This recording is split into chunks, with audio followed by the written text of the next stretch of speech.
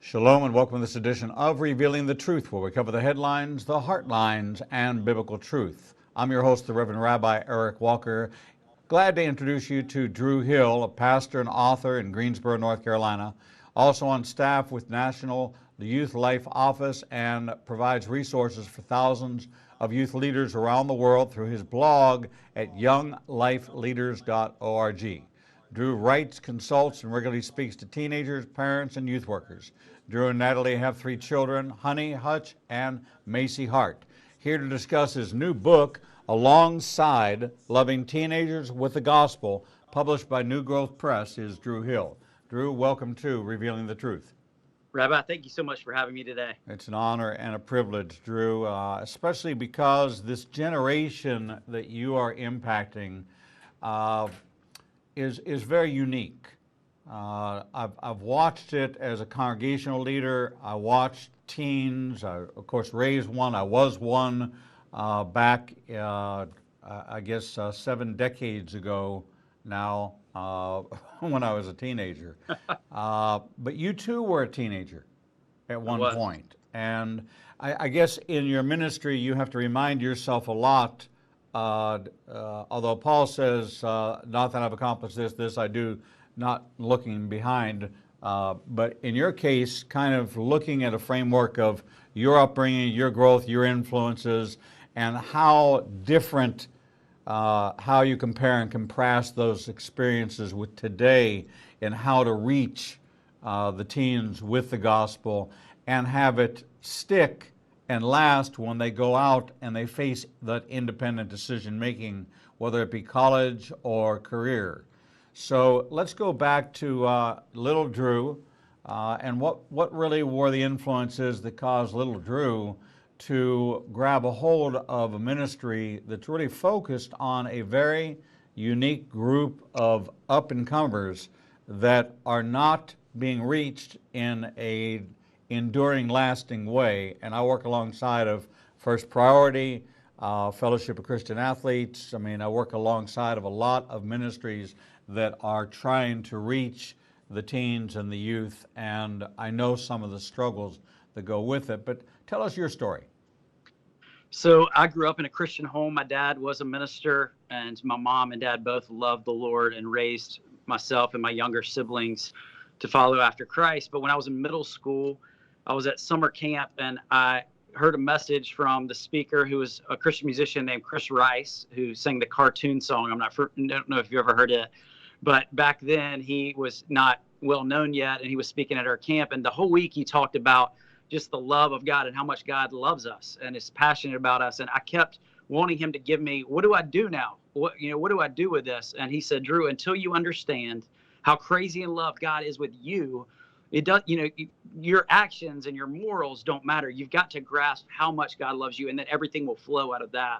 And during that week, the Lord just grabbed a hold of my heart, and it was the first time as a teenager that I really grasped God's love for me. And that same week, I really felt like the Lord was calling me to go into a lifetime of youth ministry and sharing the gospel with people who were the same age I was at the time. And so I came back to my 5,000 person church. My pastor was the author of the 5 Love Languages, Gary Chapman. And I came back and talked to him and a few of our other pastors and said, I really want you to invest in me and teach me how to be a minister of the gospel. And so that began my journey.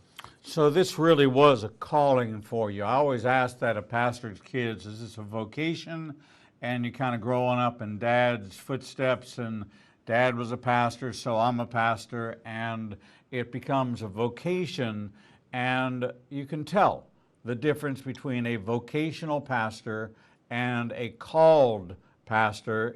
It's very noticeable to me. I tune in it right away. It's their job as opposed to their calling. Since I came to the Lord and began serving the Lord, I've never worked a day in my life. Yeah, amen. It's not my work, it's my calling. And when you're flowing in that gift, it's not work. It's something that's sustaining.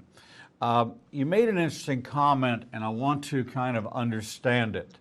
So the statement was made to you, until you fully grasp the love of God, there's nothing for you to do. until you embrace that. So should there have been a little guidance, should there have been a little direction, now that you look back on that, are teenagers really prepared to hear a message of until you embrace the love of God, there's really nothing you can do? Or is this a coaching, mentoring, and leading, guiding opportunity? Because it sounded a little like, go off and meditate upon this, and then you'll get your answers. Right. And I don't know, as a young Jewish boy, if I would have been told that, if I wouldn't just walked out the door and said, well, obviously you can't help me because you've given me nothing concrete. I go to school every day. They give me a list of instructions. I have assignments. You're telling me I have no assignment. I'm just supposed to go out and grab a hold of the intangible. I think knowing me, I might have just drifted completely away and flown away in the wind. In retrospect, is that really the message that we're carrying today, or have you grown and learned a lot and tweaked that messaging to put a little bit of, I don't know, maybe framework around it would be the best way to put it? That's a great question. That did come later in the week at camp. I wanted it at the beginning, and it did come later because I do think we've got to teach kids how to follow Jesus. And I do think that our behavior often determines our belief. But for me, I had become so caught up in my performance and behaving well and trying to earn God's love for me that it was more about behavior than it was about belief. My actions, I was trying to make my faith happen through my actions, but it wasn't something that I understood in my heart. I feel like the biggest issue that teenagers are facing today is something that I faced when I was a teenager, and that's shame. I feel like we carry this shame that is this gap between the self that we let everybody else see out there and then the self that we know is true about us. And I believe that for me, I had become so caught up in my actions that who I perceived myself to be behind closed doors when I wasn't the same as who I was on the outside wasn't the same as my presenting self that other people were seeing. And so that was the year for me, that summer, that it really changed from me thinking I've got to be a good little boy in order to win my mommy and daddy's approval. I've got to be a good little boy in order to win my teacher's approval, my pastor's approval, to understanding that God, through Jesus on the cross, had given me his approval, not because of what I had done, but because of what Christ had done on my behalf. It's interesting that you hone in on shame. And shame is, in my mind, defined as that feeling of inadequacy that I grab a hold of when I compare the Facebook post, the Pinterest post, the Instagram post to my life, and I don't have those experiences to put out there. I can't compare. I'm not living the dream. I'm not caught up in this, and therefore I pull back and say I'm unworthy. I'm not as good as they are. They have more friends than I do. I look at that number. This one, I've got 23 friends. This one has 2,300 friends. Mm-hmm. This one has 13,000 followers. This one, I have 3. We have now today a metric system of how we measure popularity, how we measure where we fit, and in the old marketing world of demographics, it was market share. And if I as a human being have no market share, if I as a teenager have no market share, then I grab a hold of the antithesis of market share, and that would be shame. Mm-hmm. I think you're right. I think that our identity is the key question here, is where are we finding what is giving us value? What is giving us worth? Is it how many followers we have? Is it our parents' approval? Is it the grade that we get on our test at school? And, or is it what our Creator says about us and what he names us? And so I think often parents get in this place of really wanting their kids to perform well. And I'm a parent of my own. I have kids, and a lot of times, if I'm honest, when I'm in public and they're misbehaving, my my reaction is more out of my own shame as a parent and what people think about me than it is about trying to help them grow in godliness as my children. And I think that message is easy to tweak, and easy to tweak in our minds and think how I act is how much I'm worth. And so in order to help kids not experience and dwell and swim in that shame, we've got to continue to remind them of their true identity as God's beloved, as God's created, as loved, even when they don't deserve it. You know, Romans 5:8, God demonstrates his love for us in this: while we were still sinners, Christ died for us. And I think so often we don't treat our friends and our children that way. Drew, teenage years are a sum total of adolescence, infancy, adolescence, to a period of those teen years, 13 to 18, is when we have them in that period of, let's just call it high school time, that season. There's been a shift, and we have a lot of parenting experts on our program, a lot of mentors, a lot of people who are engaged in this because we have a crisis. We have a crisis in America of fatherless kids. We have a crisis in America of disconnected loneliness, suicide, shame, isolation, bullying, so many issues. When we, back in the 50s, parents were raising children. That's what they were doing.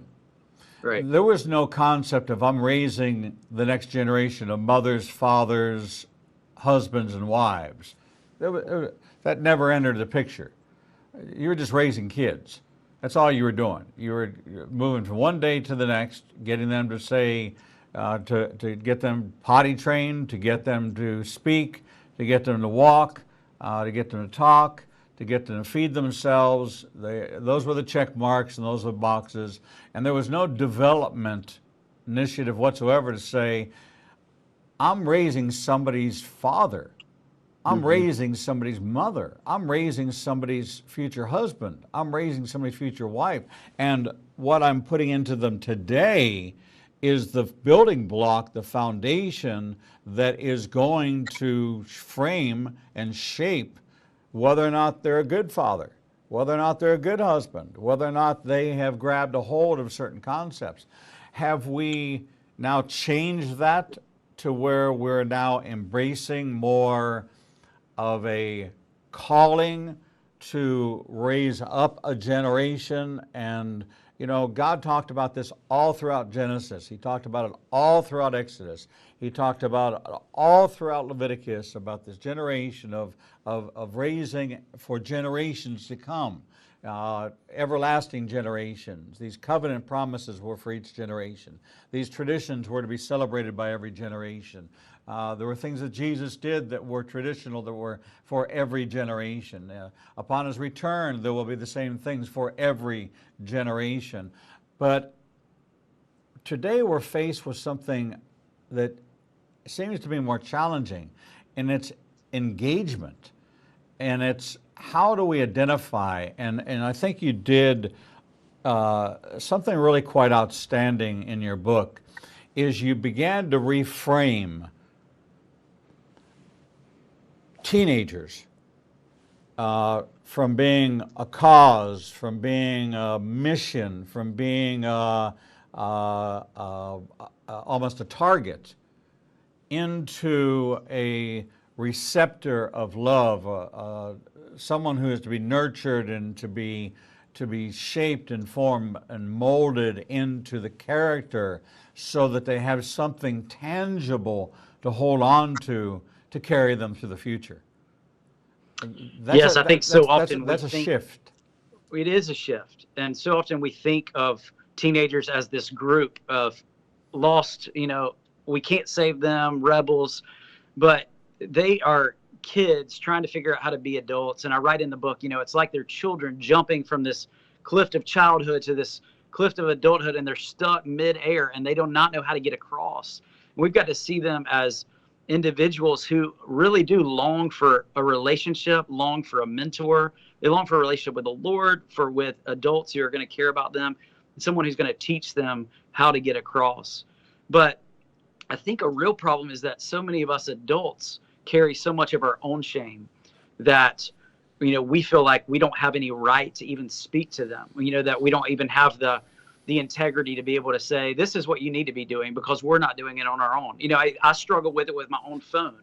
My kids are younger, but they still love to play games on the iPad. And when they see me on my phone, there's been multiple times when my oldest daughter has said, Dad, will you please put up your phone? And there's nothing more convicting than having your daughter tell you you're worshiping a screen.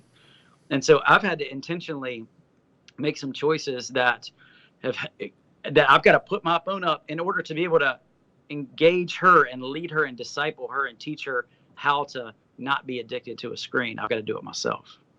Have you found it effective at all in sharing your teenage angst and teenage struggles and identifying with your children by sharing with them the realities of things that you dealt with and your experiences? I've got a 29-year-old daughter, and she reminds me of some of the things I shared with her. Part of it is kind of in my face saying, listen, do you remember the years when you had to learn to do it on your own? Well, I'm kind of in that period where I just need to go out and make my own mistakes. And I know you want to give me fatherly advice, but I really want to put you in a position in our relationship where if I want advice, even if you see that I need it, I want you to withhold it until I find myself in a position of asking for it. I've got to find my way and become the independent, self-sufficient person you want me to be. You found your way at 16. I'm finding my way at 29. We're at different periods in our life, but we're at the same crossroads, just in different seasons. And when I hear my own words played back to me, I want to say, that was then, and that was me. That's not you. There's different challenges today. To relate to the teens, which is very hard, and I don't know what age we become unrelatable to them. I'm almost 67. Teens love me because I'll crack up with them, and the fact that the old rabbi will play with them, and I can do the video games with them, and I can beat the boss, and they like that. They'll talk to me, and they'll open up to me because I relate to them. But I relate to them more as a grandparent kind of role than I do in a parenting role or in a minister role. I'm just their bud. I'm just their friend because I'm not their congregational rabbi anymore. But how should we? How have you found it effective to relate and what to draw from? If it's all the Bible, I find there to be a tendency to be resistant because there's that question of I don't know, is my identity the Bible? Is my identity God? Is my identity the Holy Spirit? Is my identity Jesus? So I'm a little confused because I've got this message from the pulpit and I've got this community that I'm a part of, and all my friends struggle with the same thing I do, so I identify with them. But then I've got this older person that's usually the youth leader, and he wants to get us fired up and get us directed.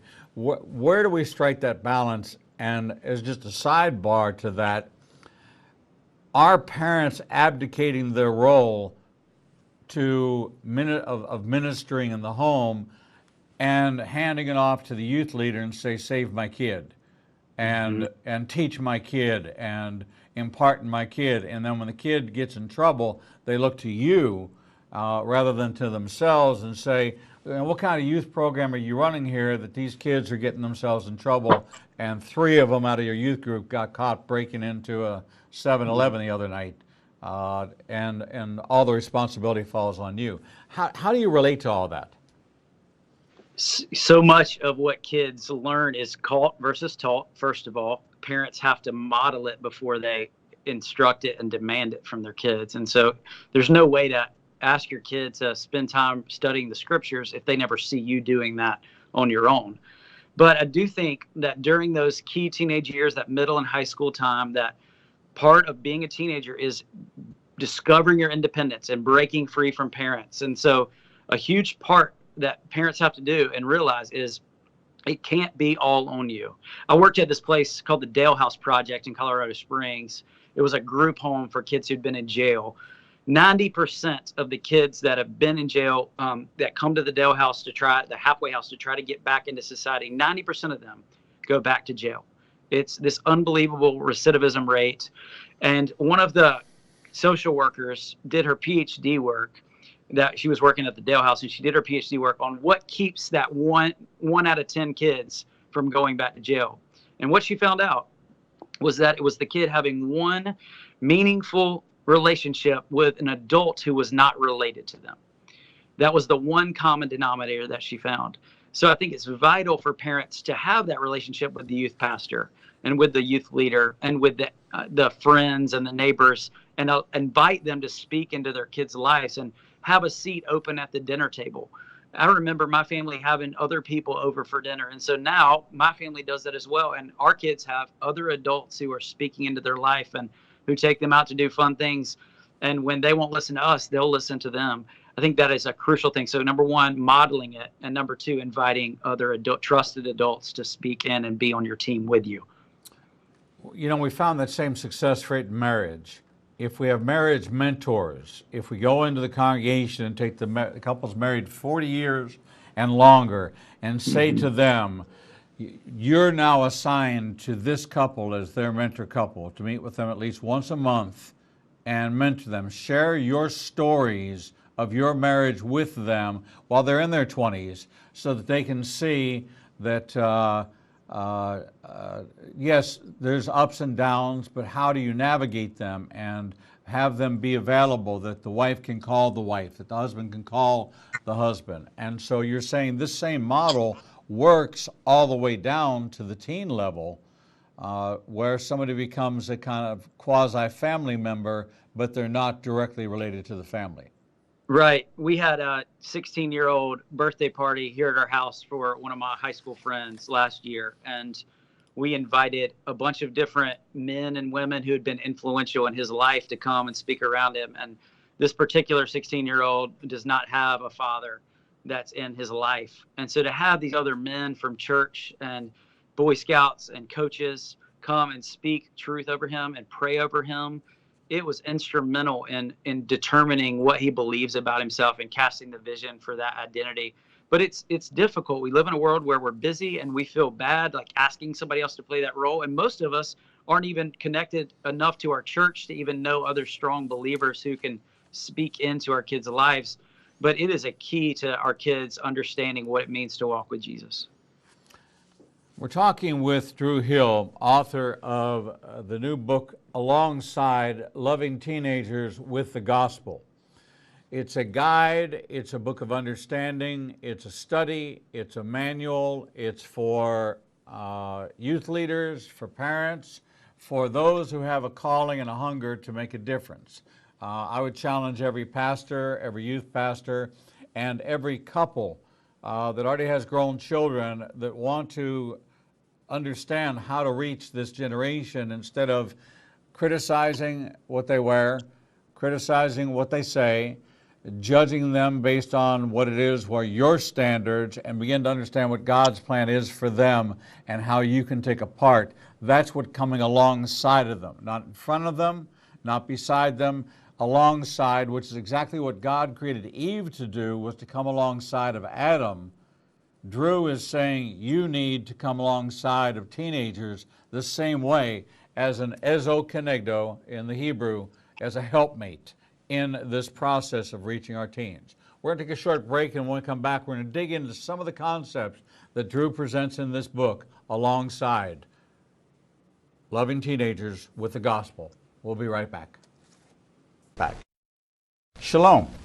I'm the Reverend Rabbi Eric Walker, Executive Director of Igniting a Nation and host of the daily TV program Revealing the Truth, seen live every Monday through Friday from 9 a.m. to 1 p.m. Central Standard Time at www.ianbn.com and then replayed throughout the day and night via our website. All of our segments can be seen on the Igniting a Nation YouTube channel. Since our launch in January of this year, we've expanded our global reach to over 54 countries with a social media following of over 125,000. Our commitment is to bring you the most in-depth interviews with authors, subject matter experts, and thought leaders from around the world. We have interviewed guests from Israel, Brazil, England, India, and all across North America. All of our authors are featured on the Books and Media page on our website, www.ianbn.com.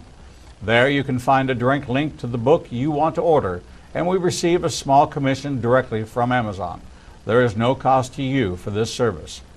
In addition to our daily teachings and interviews, we make available to you the archive of all of the interviews on our YouTube, Facebook, Twitter, and Instagram channels.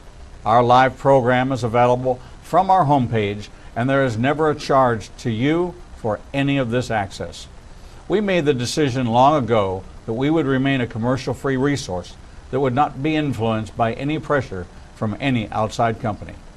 There are only two ways that we are able to continue to operate this ministry and provide you with the only live 4-hour daily Christian television talk show program.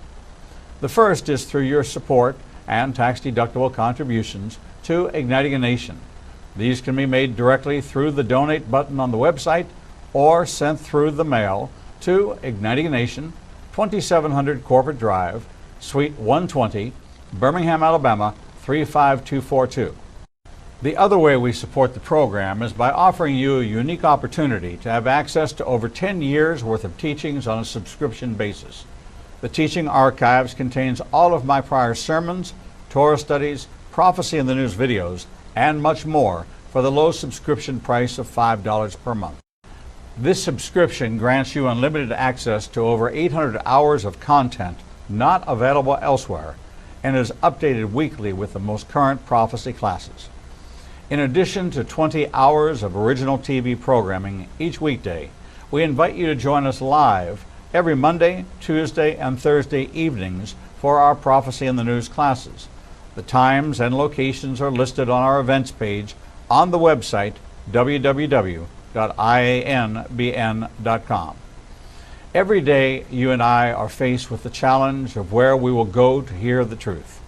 We are committed to bring you the only program of its kind that covers the headlines, the heartlines, and biblical truth.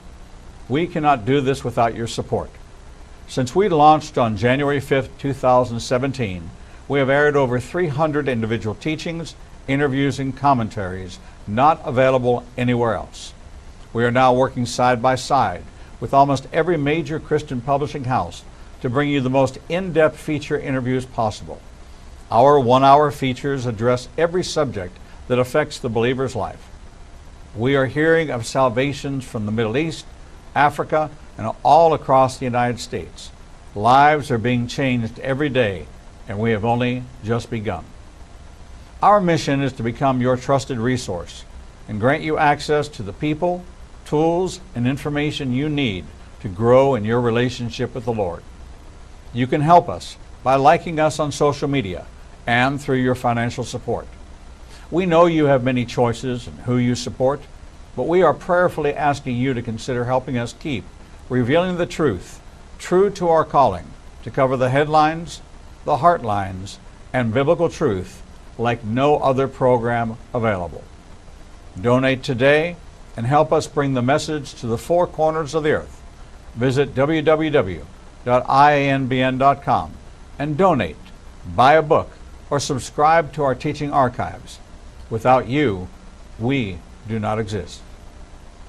Shalom and welcome back to this edition of Revealing the Truth, where we cover the headlines, the heartlines, and biblical truth. I'm your host, the Reverend Rabbi Eric Walker, and we're talking with Drew Hill, author of the newly released book, Alongside Loving Teenagers with the Gospel, published by our good friends at New Growth Press. Drew Hill, welcome back to Revealing the Truth. Thank you, Rabbi. It's great to be with you.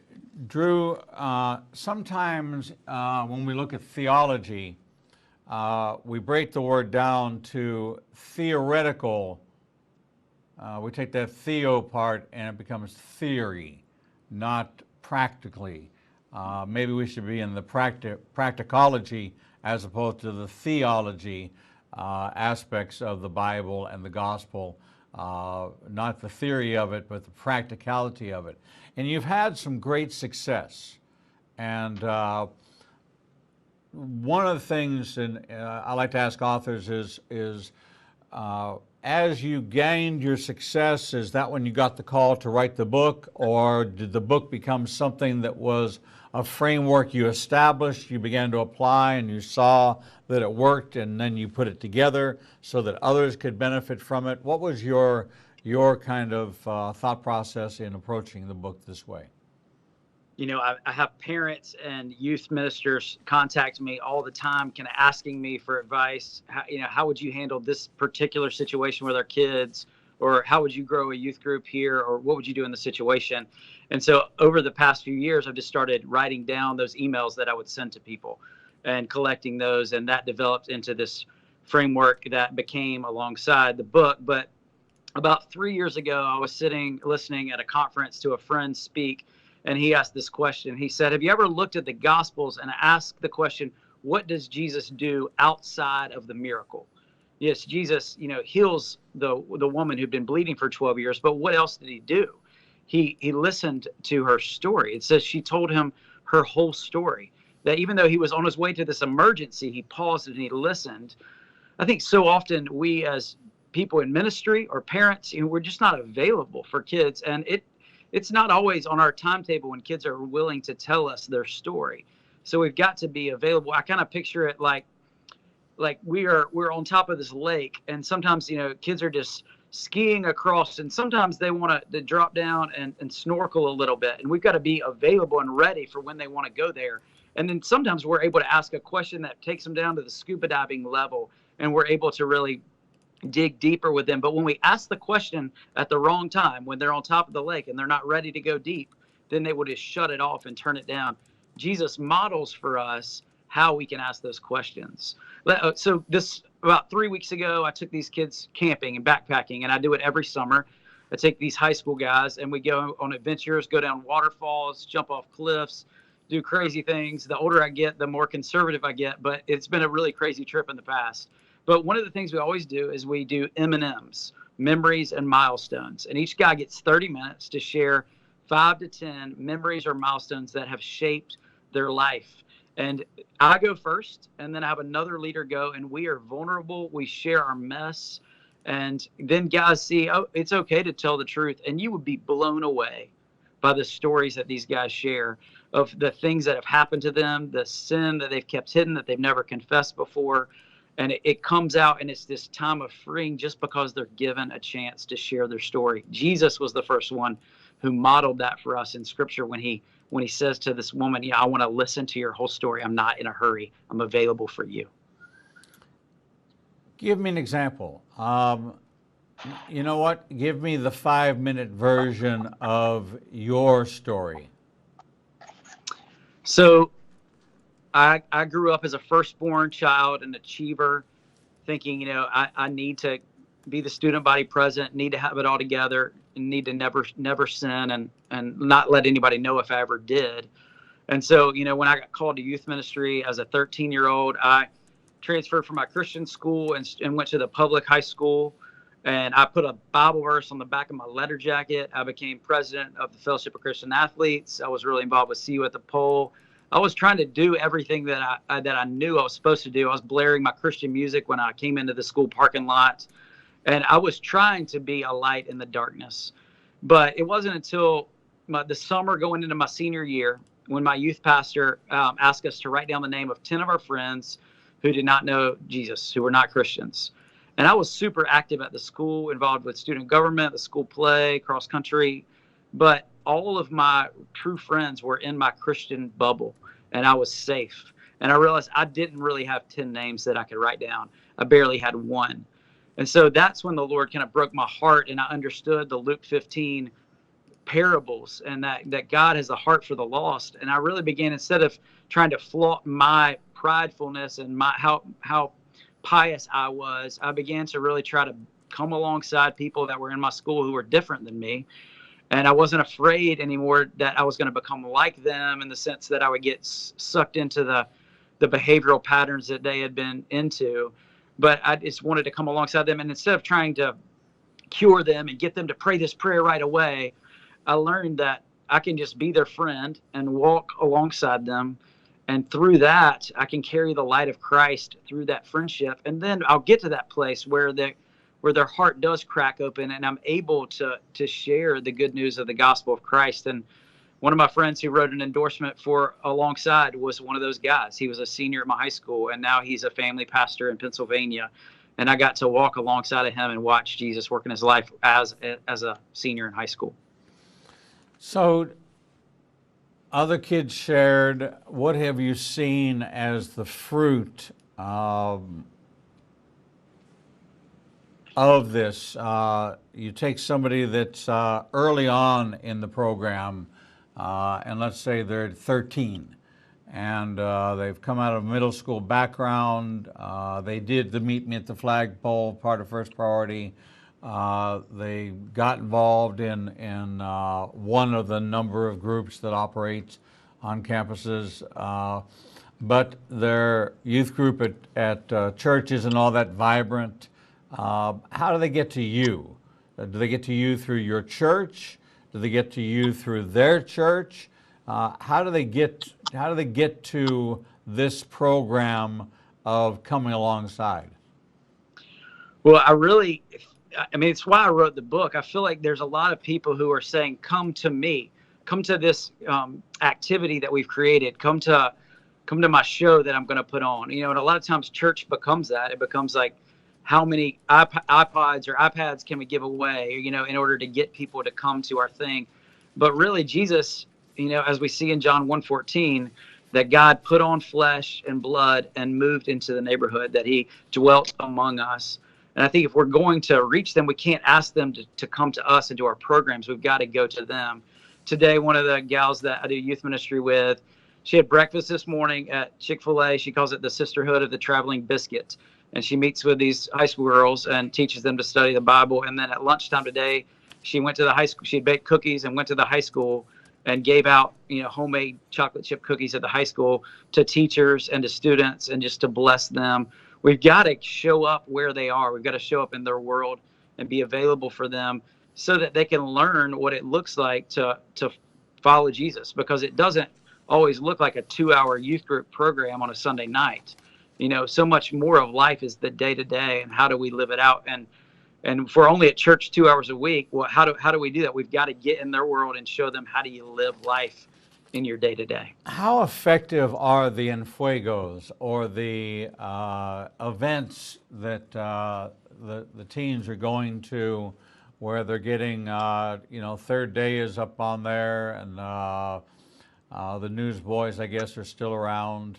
I'm not that familiar with the young music of today, but how impactful are those, and can those be the launch pads for meaningful dialogue and meaningful encounters? Can that be the place that you do take that list of 10 friends that don't know the Lord and invite them to go to an event like that? Is that the fishing line? Is that the hook?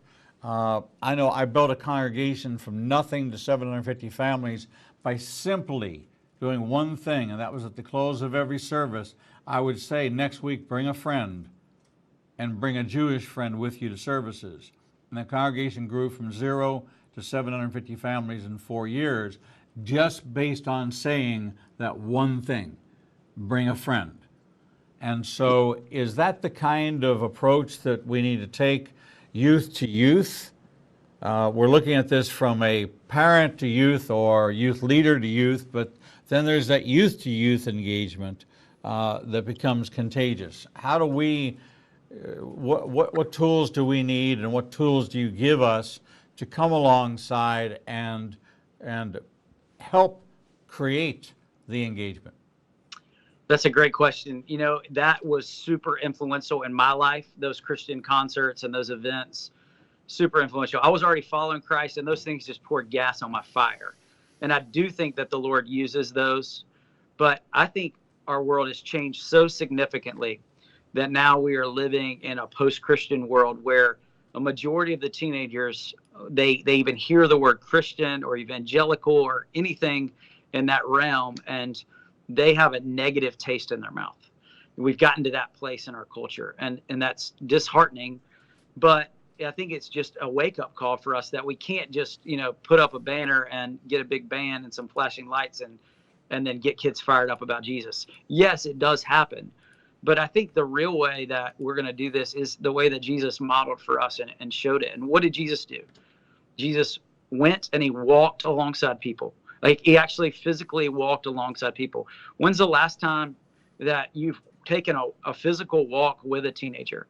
I went and met with a psychiatrist when I was writing this book and just kind of asked for some insight from him and wisdom. And he talked about bilateral stimulation and how kids' minds actually physically open up in a different way when you're walking alongside them.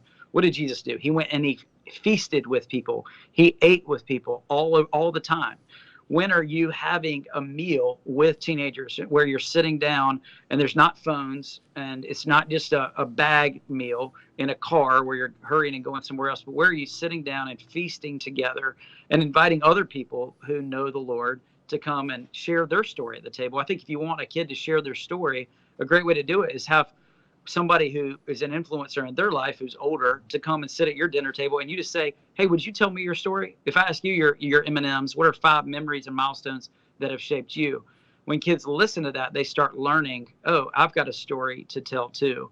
And I would like for my story to kind of be this before Christ and after Christ picture of redemption of what God's done in my life, like it is in that person who's sitting at my dinner table. So in the book, in each of the chapters, from kind of the meat of the book, from chapters 10 to 24, I take 14 instances of Jesus' life and kind of expand them and share this is how you actually look at the life of Christ and apply it to you in some of those ways that I've just mentioned.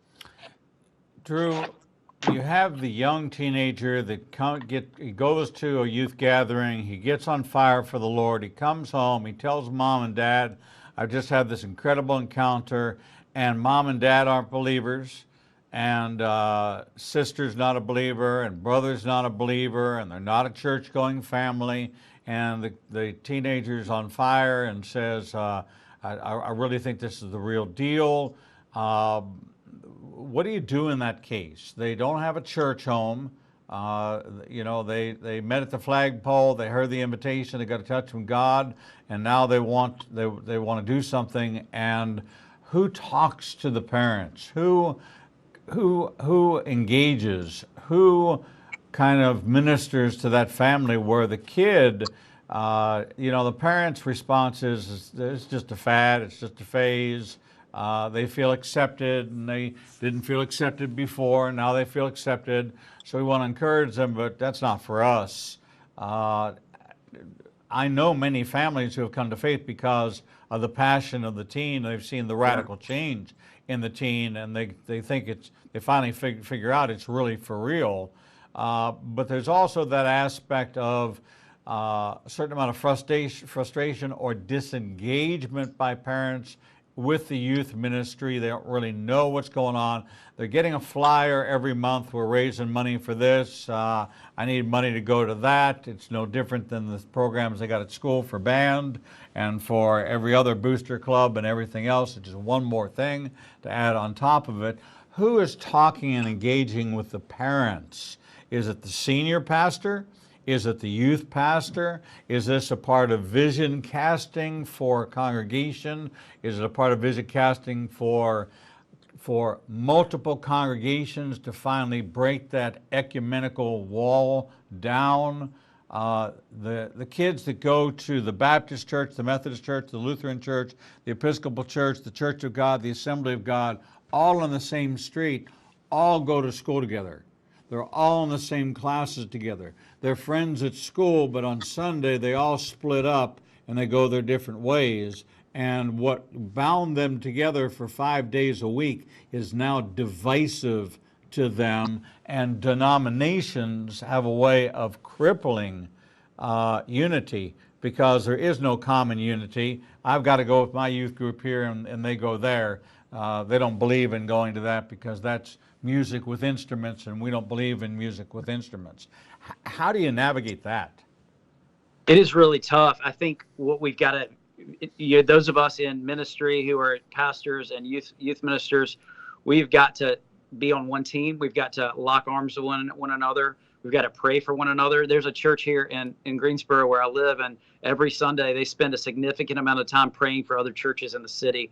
And the pastor has built relationships with those other pastors and knows how to pray for them, and just demonstrating that unity. I think, parents are connected to one another. And so I think youth pastors especially have to see youth ministry not as a ministry to teenagers, but really to the whole family.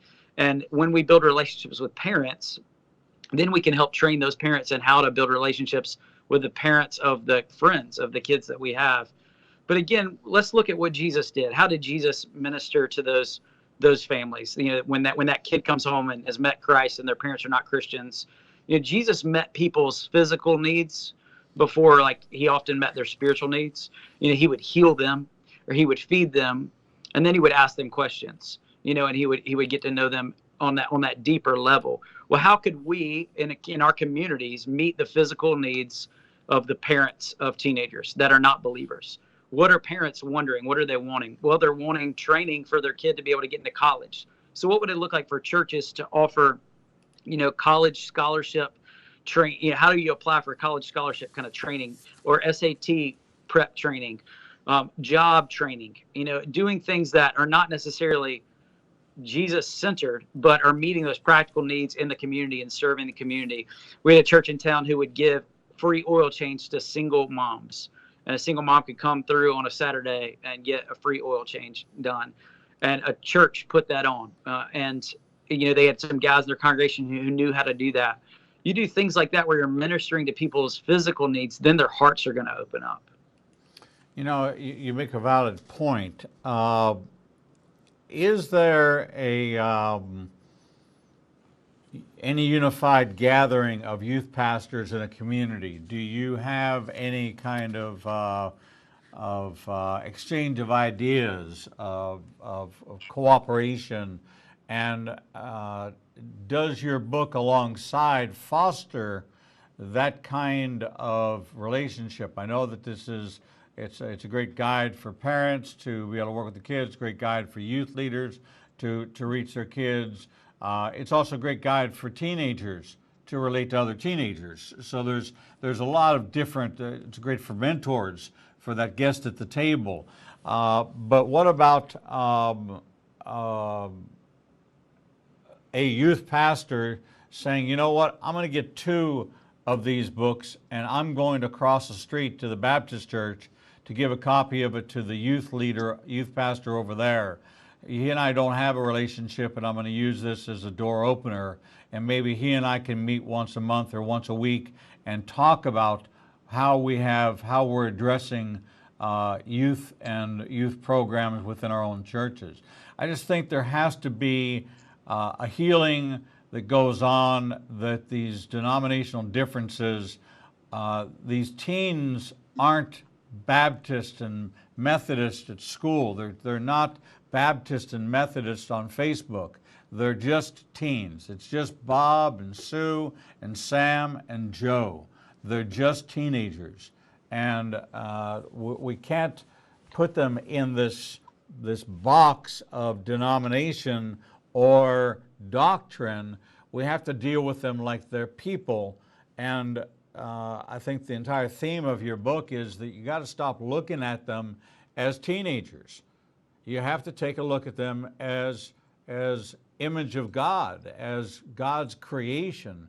And here's some effective ways to approach, engage, and grow them. But I also think that there needs to be some more unified in the community. And it may be because the senior pastor is so concerned about filling the pew that maybe the door opener is through the youth, because you have the same problems. The pastors have the same problems, but they're not going to call each other. They're going to call their denominational, but they're not going to call cross-denominational. Youth is different. Youth knows no denomination. Youth doesn't care whether or not you wear a cross, you don't wear a cross. Youth just cares about being youth. And maybe that's the connection point to bring healing. And maybe that will impact the community and change that recidivism from 90% to 9%. Right. Because more people are engaged and get the message. Drew Hill, unfortunately, we have run out of time. The name of the book is called Alongside Loving Teenagers with the Gospel by Drew Hill. If you have a heart for the teenagers, if you have a heart for the youth in your community, if you want to reach, if you want to, at whatever age, at my age, at middle age, your kids are grown, you want to get involved in an area where you can have impact, you could be that mentor at the table that that youngster connects with, that young teen connects with, that feels that they can talk to you about things they might not talk to mom and dad about, but open up with you about, because they feel more comfortable, they feel freer, they feel that there's a different kind of relationship there. All those ideas, plus many ways of using the examples of Jesus and how he engaged people, and at the level of engagement is where the transformation began. It was during the engagement that the transformation began, because the identity of the believer was being shaped by their encounter with the Messiah himself. All those tools are contained within this great resource. It's called Alongside, Drew Hill. You can find Drew at, where can we find you, Drew? We can find AlongsideTeenagers.com is the best website. AlongsideTeenagers.com. And you're going to put this video up there Yes, sir. later on today and share it with your following and other youth leaders.